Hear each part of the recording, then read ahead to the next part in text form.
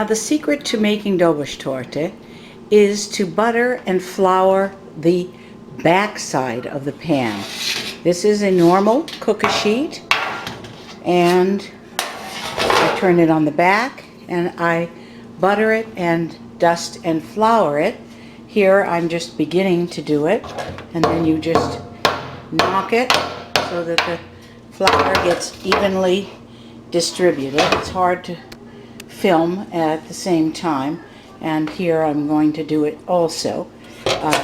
Just trying to get it so that the flour covers the pan. The excess I just pour into something, or the sink in this case, because it's handy. But if you notice, it's the back of all these pans. And this is a large cookie sheet, and I actually make one large.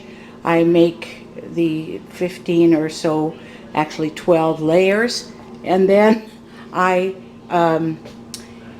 cut it in thirds after I make it cold. In other words, I layer it till the 12 with the alternating the layers and the cream, which I'll show in a minute.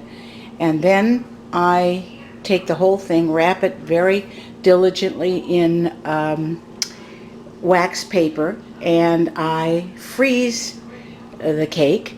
And when it's cold, not completely frozen, I then take it, I have wrapped it in very diligently, as I said, in wax paper, and then I just cut across here and make 3 equal parts, and that makes 3 Doboschtorte. And then I freeze the others, but not the top. The top has to be done on the day, or the day it is served. In the morning of the day it is served, the caramel topping, and that is tricky, and I'll show that when I get to it. These are the utensils I use. This one to smooth it onto the pan, and this one with the sharper edge to remove it, going this way. Again, you have to butter and flour. This is buttered but not floured. Each layer in between the layers. So you take it out of the oven, scrape it off, put it on the wax paper, and then butter and flour the pan once again, the back of the pan. This is not done yet. For this recipe, the size of the Doboschtorte, as I showed you, I take 12 eggs, separate them, and here are the whites, and here are the yolks. First, I beat the whites, just alone, simply, and then the yolks I beat, adding 3/4 of a cup of sugar. I place the beaten egg whites apart, aside, while the yolks are being whipped up, and then I will fold them in together.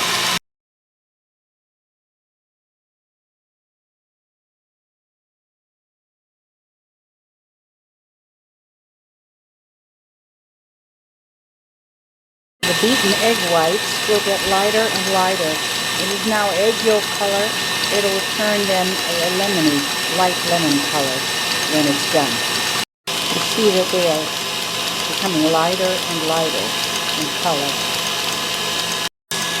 Egg yolk mixture, I will add the flour, and then alternate with the egg whites and the flour.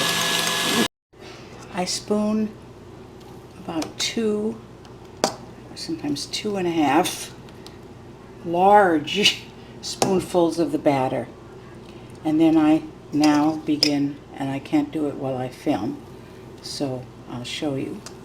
Get it very thin to the edges. Done about half, and then I have to sort of scrape it to get to the other side, like that. It takes in between these layers, the more spoonfuls you'll have to be putting on. I put 3, and look, I have a longer way to go. There's enough batter in there, but still, the batter, you know, the eggs lose their fluffiness, so you will have to adjust and put in on more of those spoonfuls, four probably for this one.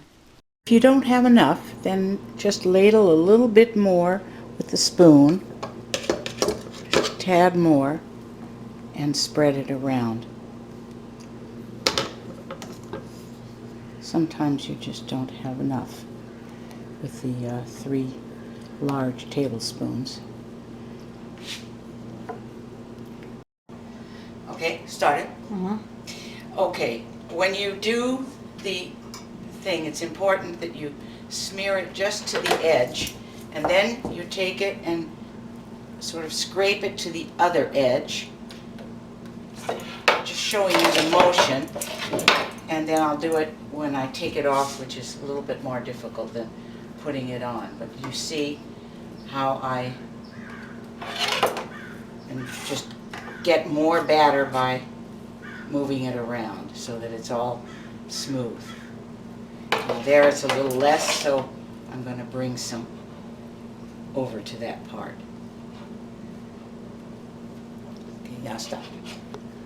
Actually, I have quite a bit of batter left, and these are number 3 and number 4, 1 and 2 being in the oven, so I'm sure I'll have at least 6 with this batter, and then I'll probably have to do some more for the other because I like to have 12 layers.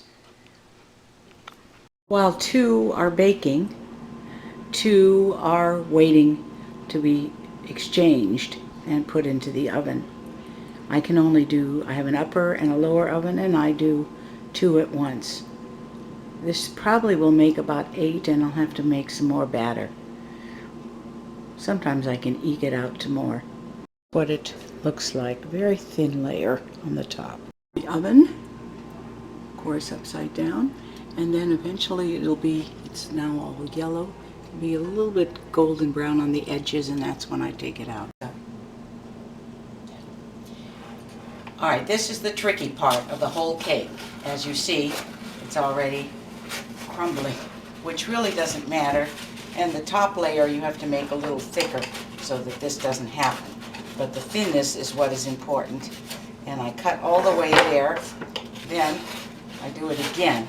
Always pressing the knife hard against the surface of the pan, away from the cake. And then I turn it around again. Now this is not a good one, but it happens. A lot of them are like this, doesn't matter. The cream smooths it out, and then it all becomes one. And then this is just slipped off then. As you can see, I'll just slip it off the pan. One, you see it's a little bit more brown around the edges. And the next one I'll show you is even more so, which is not so good because when you take it off, it may crumble. Doesn't matter, you can just piece it together as best you can and use it on the lower layers. I usually make one consciously a little bit thick that I reserve for the top one so that I am sure that it comes out. In between each layer, I put an equally long piece of wax paper in between each layer. This layer, as you can tell, is a little too dry and brittly, and so it broke in many pieces, and I will put it on the wax paper, but sort of piece it together. It doesn't matter, it's still good, and even if there's spaces where the cream gets through. Here's one that I just took off. You start here on the edge with the sharp edge, and you force it down under. You force the knife as hard as you can under the thing, and then you see it's done, and I will put it on the wax paper. Before I put on the new layer of batter, I make sure that all these things are off, that it's clean. You don't want any cake of the other layer left. And here, for example, you see, I will take that off. Make sure that gets off. It doesn't matter if there's some on the sides, but it does matter if there's none on the top.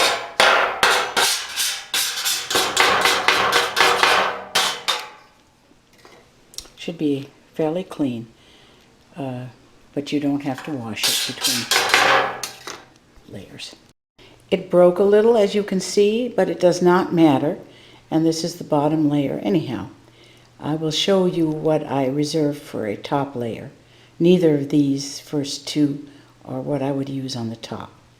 The cream is fairly straightforward. Ingredients: 4 sticks of butter, a cup of powdered sugar, the blue box, and then the chocolate melted.